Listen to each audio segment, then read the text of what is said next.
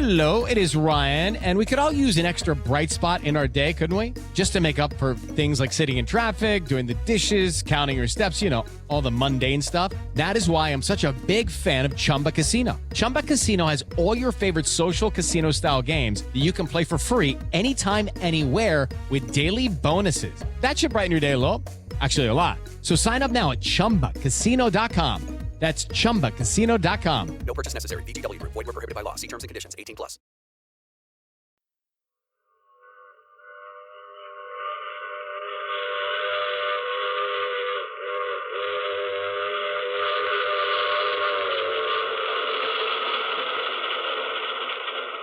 The Mutual Broadcasting System presents The Mysterious Traveler. Written, produced, and directed by Robert A. Arthur and David Cogan. And starring two of radio's foremost personalities, Leon Janney and Ann Shepard, in Christmas Story.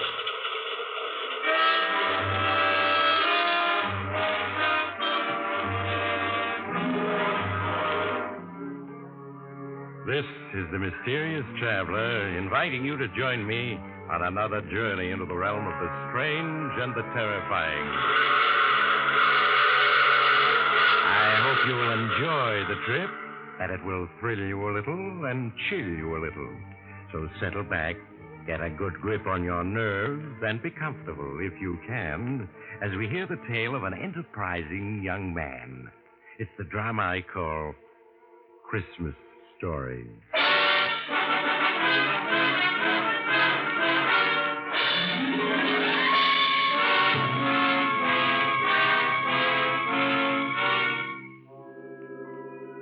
The name is Steve Farrell, and I've just gotten through playing Santa Claus.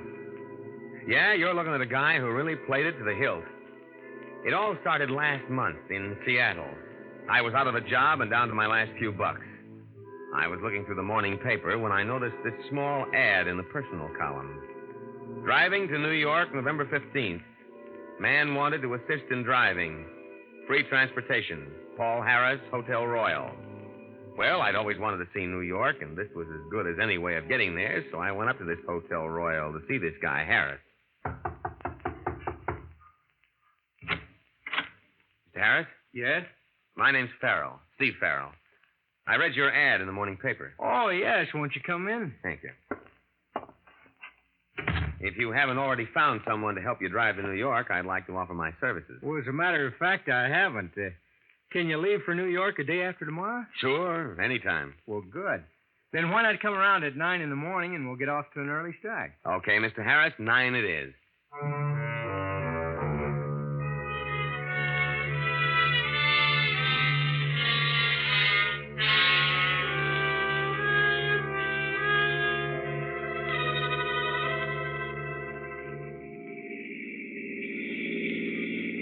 Let me know when you're tired driving, Mr. Harris, and I'll take over. Thanks, I will. Why not call me Paul, huh? Okay. Steve is my first name. Lewiston, 30 miles. Lewiston, that's Idaho, isn't it? Yeah, we're just crossing the state line into Idaho. Oh, this is all new to me. I was born and raised in Alaska. This is my first trip to the States. Well, you're going to see a lot of scenery between here and New York. Yes, I'm looking forward to it. Life must have been pretty rugged in Alaska. Oh, it was. My parents were homesteaders. I never saw a city until a week ago when I arrived in Seattle. How come you're going to New York? Well, my parents died last year, and my grandfather, whom I've never seen, wrote asking me to come visit him. You never seen him, huh? No. No, there was some sort of squabble between my parents and my grandfather before I was born, and they went to Alaska. And in all the years since then, my grandfather never wrote to them. Sounds like a stubborn guy. Yeah, he sure does. What are you going to New York for? Oh, mainly to look for a job. And I've always wanted to see the big city. So have I. Do you mind taking over now, Steve? My eyes are getting tired. Be glad to. Just pull over to the side of the road. It's a long way from Seattle to New York. And there wasn't a radio in the car, so we just talked.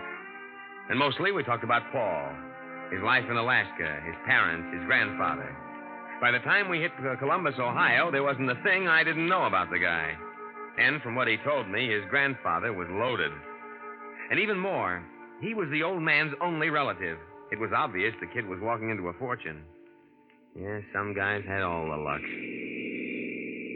So these are the Allegheny Mountains. Yeah. You better take it easy, Paul. The road's a little slippery. Okay. How much further to New York?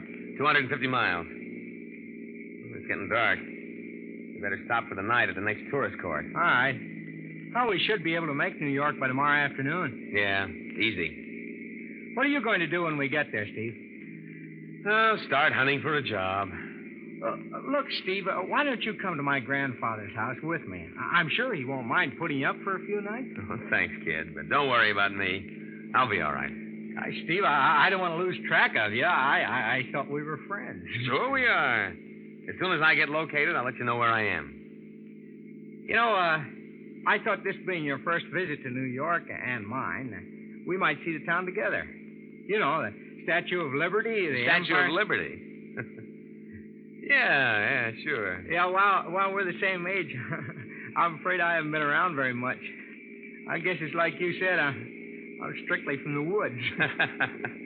Just 1 year in New York and you'll be hep to everything. Your eyes bothering you? Yeah, a little.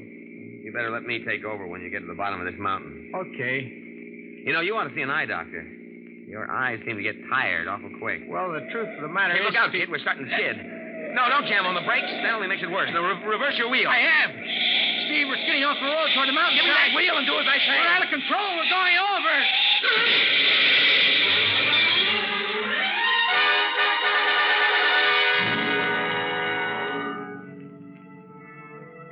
When I regained consciousness, I was lying a few feet from the car. We'd rolled 300 feet down the side of the mountain, and the car was completely wrecked. I crawled to my feet and felt for broken bones. Other than a bad gash on my head and a mass of bruises, I was okay. I limped the few feet to the overturned car and looked in. Paul was still behind the wheel. Even before I reached for his pulse, I had a feeling he was dead. Paul's luck had run out. He'd never see all that dough that was waiting for him in New York. Yeah, it was then that it came to me. I hadn't wished the guy dead, but now that he was, and nobody in the States knew Paul or what he looked like, and on the other hand, I knew everything about him, well, it was a gamble, all right, but there was a fortune in the kitty. I went to work switching our clothes and all identification. Just as I finished, a state police patrol car came along the mountain road and spotted the wreck. They took me to headquarters, where I made a complete statement. A couple of hours later, I grabbed a train for New York.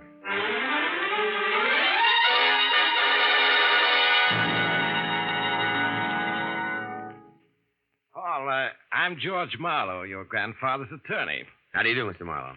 The Pennsylvania State Police informed me of the dreadful accident you had. I understand a man who was with you was killed. Yes, a fellow by the name of Steve Farrell. I met him in Seattle. He assisted me with the driving. Too bad, but thank heavens it wasn't you. It would have been your grandfather's death blow. How is he? Weak, very weak, but eagerly waiting to see you. All right, come along. Yes, sir. How's that gash on your head? Oh, not too bad. It was treated by a doctor at the state police headquarters. Look, you can only spend a few minutes with your grandfather, and excitement must be avoided by all means. I understand. And here we are.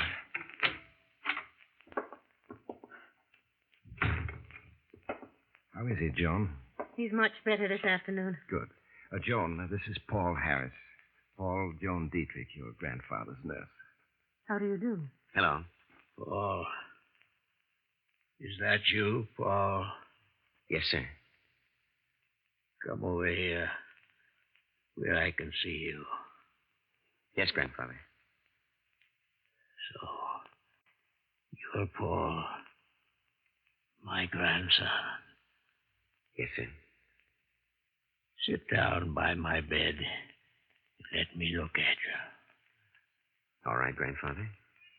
You don't look like your mother. Must take after your father's side of the family. Yes, I do. That bandage, What happened, Paul? Well, I was in an accident, but it's nothing, just a scratch. You're sure? Yes, of course. I suppose you're wondering why I sent for you after all these years. Cutting off your mother, father. Does it matter now? The main thing is, I'm here. You know, lying here for months, I've had a great deal of time to think things over. I was wrong, Paul. Your mother, she had a perfect right to marry anyone she wished. It was only my stubbornness that prevented the reconciliation. We all make mistakes. Yes, but 30 years of not seeing my own flesh and blood. It's been lonely, Paul. So lonely. And all my fault. But you're not alone anymore. I'm here. Yes, Paul, yes. What little time I have left, we must spend together. I think that's enough for now, Mr. Marshall. Paul can come and see you later, after your nap. Just a few more minutes, John. After your nap. Oh, she's a wonderful girl, Paul. But a tyrant. Come see me as soon as I'm awake. All right, Grandfather. Now, let me fix your pillows for you. Just your being here seems to have helped him, Paul. What do the doctors say, Mr. Marlowe? Week, month, several months at the outside. That bad, huh? Yes. Well, you must be tired after your trip. I had your suitcase taken to your room. Do you have any other luggage on the way? There's a small trunk coming, but it won't be here for weeks. If you need any money, just let me know. Your grandfather's placed a considerable sum at your disposal. Thanks. But I still have $2,000 left of the $5,000 he sent me. Very well, Paul. Remember, if there's anything at all you want, just let me know. Yeah, I was in. There was no question that I'd passed as Paul Harris. And why not? I had all the answers, and I was playing it careful. I walked through room after room of that Fifth Avenue mansion, knowing that within a matter of months it would be mine. In the weeks that followed, not a day passed, and I didn't spend a few hours with the old man. He liked me, I could see that. And the funny thing is, I liked him, too. During our little chats, there were times I felt I was his grandson. And sitting in at these little sessions, not saying much, just watching with those gray eyes of hers was Joan Dietrich. She was one lovely dish. And I could feel things building between us. Whenever she got an evening off, we went out together. Having a good time? Wonderful. I love dancing. Why, Mr. Harris, what are we doing out here on the terrace? The music's in there. Too many people in there. You know, if you don't make a pass at me soon, I'm going to get discouraged. Ours is a short acquaintance. 3 weeks. What's the time got to do with it? The day I walked into my grandfather's room, first saw you, you knew this moment would come. Oh, darling. I feel the same way, baby. As though I were flying. Love me? You know I do. And why the tears? Oh, I do love you. And I want to believe in you, but I'm so confused. So confused. About what? Go on. I want to hear. Step into the world of power, loyalty, and luck. I'm gonna make him an offer he can't refuse. With family, cannolis, and spins mean everything. Now, you wanna get mixed up in the family business. Introducing The Godfather at ChumbaCasino.com. Test your luck in the shadowy world of The Godfather slot. Someday, I will call upon you to do a service for me. Play The Godfather now at ChumbaCasino.com. Welcome to the family. No purchase necessary. VGW Group. Void where prohibited by law. 21 plus. Terms and conditions apply. Are you really Paul Harris? What makes you ask that?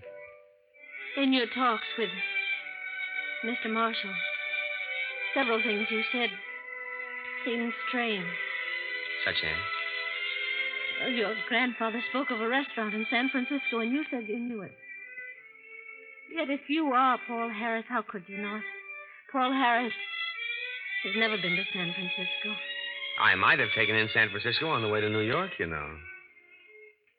What else bothers you?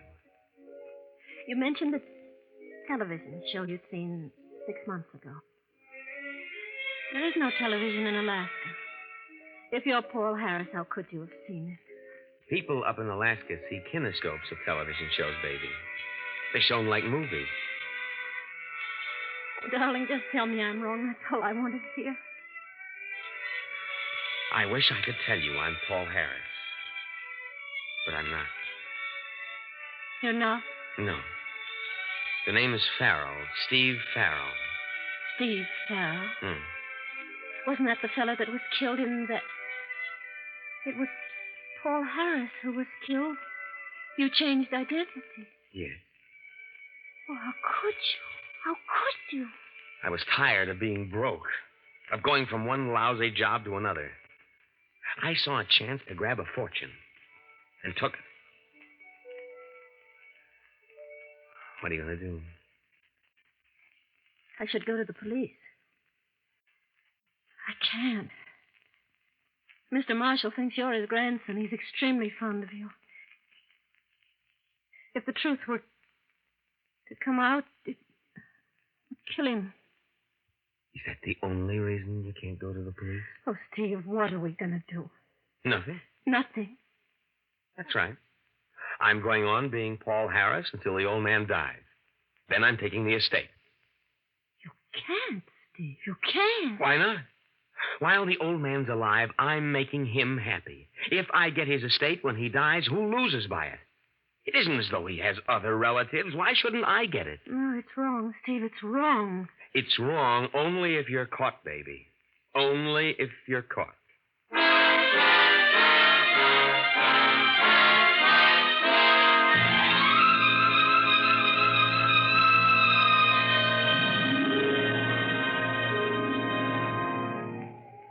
Hello, baby. What you doing up here on the roof?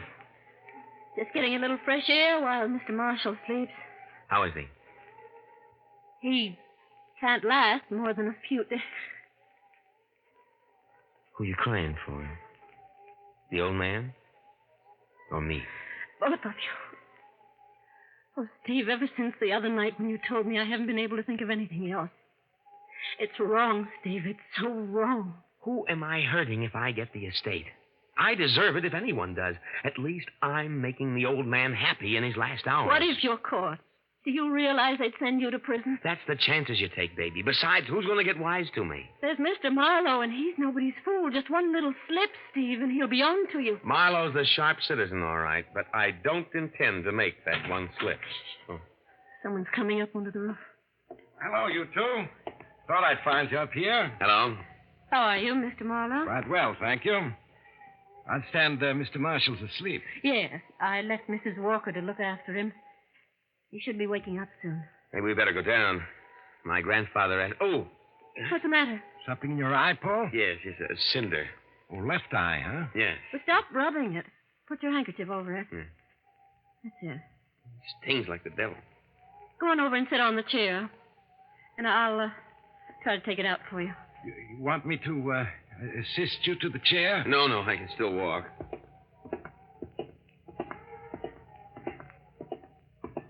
Now sit down and tilt your head back.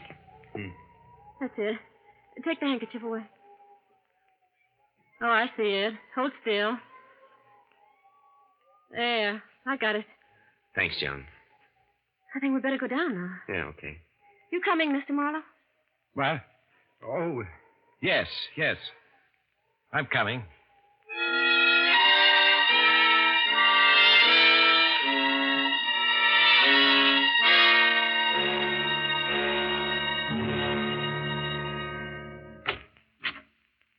Mrs. Walker said that Mr. Marshall was asleep when she looked in on him a few minutes ago.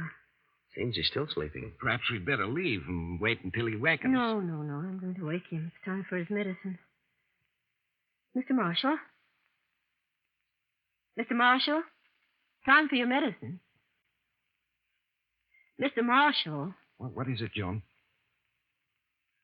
There's no pulse. Are you sure? Yes. He's dead. Well, at least the end came peacefully. He died in his sleep. Joan took the old man's death hard, and I felt pretty upset myself, even with all that go-waiting.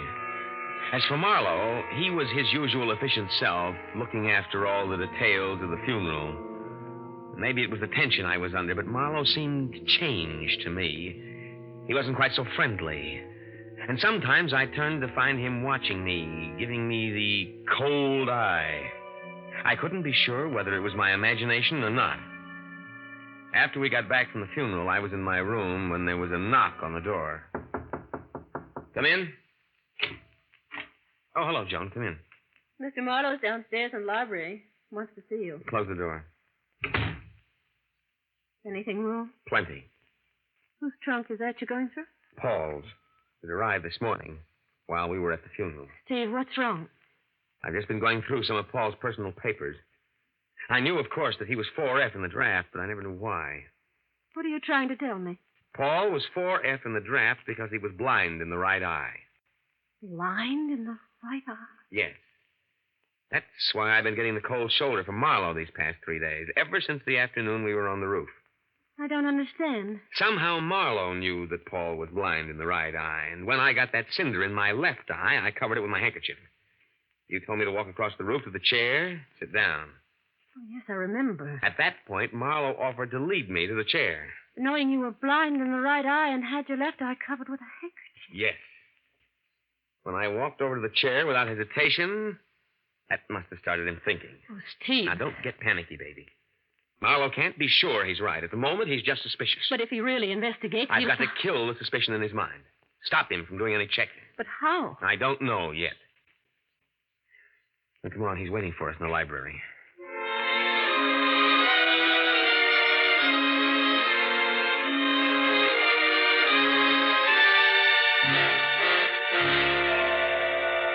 Sorry to have kept you waiting, Mr. Marlowe. That's quite all right. If you'll excuse me, I'll go. Joan, don't go.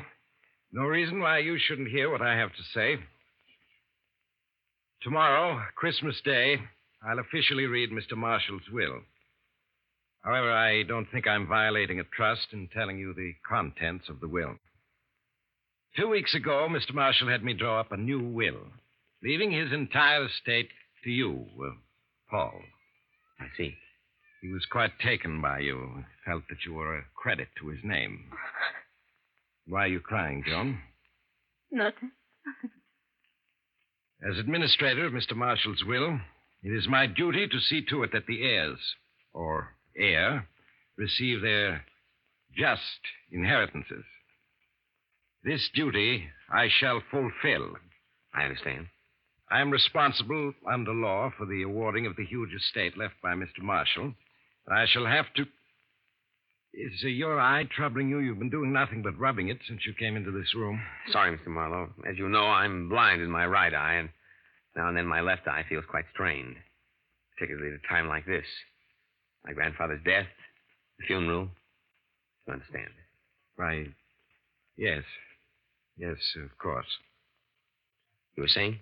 What? Oh, well, it's not important at the moment. I'll be here tomorrow at 3 for the reading of the will. See to it that all the servants are here. Very well. Good night, Joan. Paul? Good night, Mr. Marlowe. Good night. Steve, he's confused. That business of the eye, he doesn't know what to think now. Yeah, it stopped him for the moment. But only for a moment. Hard to tell. But I've got to do something once and for all to convince him I'm Paul Harris.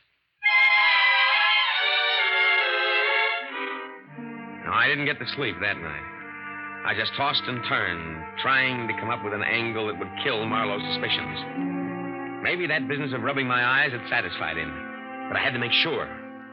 It was a difference between being handed a fortune and a prison sentence. This afternoon at 3 o'clock, the servants, Joan, Marlowe, and myself gathered in the library. The whole thing was over in an hour. The servants all congratulated me and left the library, leaving only the 3 of us there. I should like to offer a toast to Mr. Marshall's memory, if you'll permit me. Of course. This was his favorite sherry. Joan? Thank you. Paul? Thanks.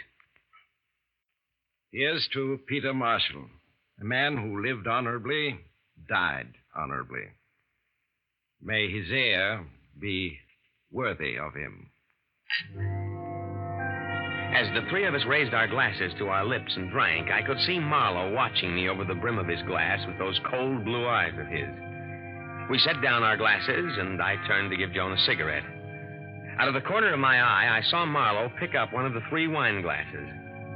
Suddenly, I realized it was my glass he picked up. He held it casually, almost as if he didn't know he was holding it.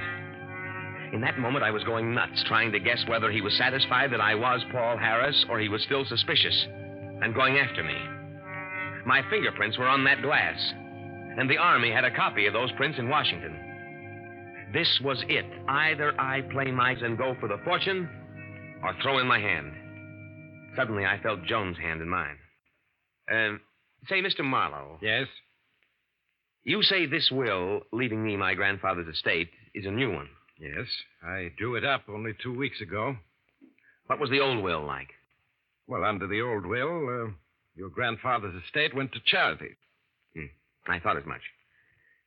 Mr. Marlowe, Joan and I have been talking things over. I don't want the estate. I want it all to go to charity, as originally intended. Gee, me, I seem to have dropped my glass. You realize, of course, what you would be giving up.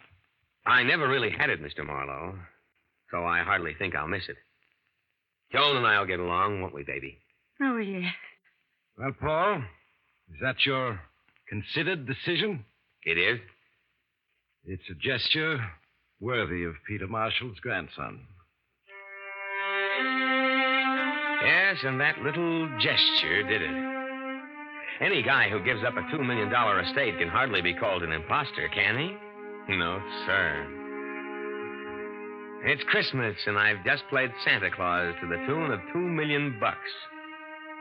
The thing I keep wondering about is, what would have happened if I hadn't given up the estate? Would Marlowe have gone after me? Or was he satisfied that I was Paul Harris? Yes, sir. That little puzzle is going to give me plenty of thought for a long time to come.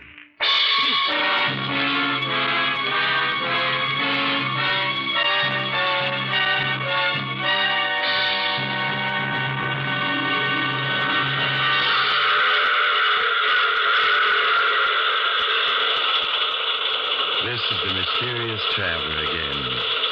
Did you enjoy our trip? Or what happened to Paul Harris? Or rather, I should say, Steve Farrell? He and Joan were married, and the poor fellow's now working at an honest living. Yes, sometimes he thinks of the $2 million estate he gave up. But then with taxes what they are, what could he have kept in any case? Only a fortune.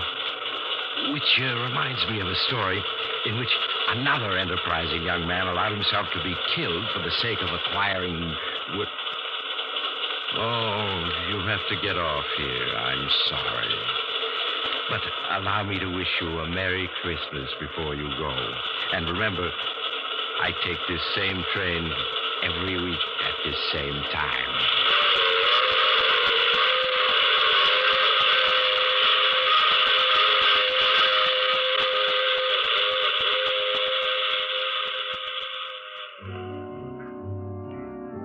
You have just heard The Mysterious Traveler. Now you can enjoy other tense and exciting tales of the Mysterious Traveler in the current issue of the Mysterious Traveler magazine, now available. In our cast were Leon Janney, Ann Shepard, and Lawson Zerbe, with Maurice Tarplin starred in the title role. Music under the direction of Emerson Buckley, composed by Richard DuPage. The Mysterious Traveler is written, produced, and directed by Robert A. Arthur and David Kogan. On this Christmas night, 1951, we send special greetings to Mutual's affiliate in San Antonio, Texas, radio station KMAC. Today, KMAC celebrates its 25th anniversary. Best wishes, KMAC, and congratulations. Phil Tonkin speaking. This program came to you from New York.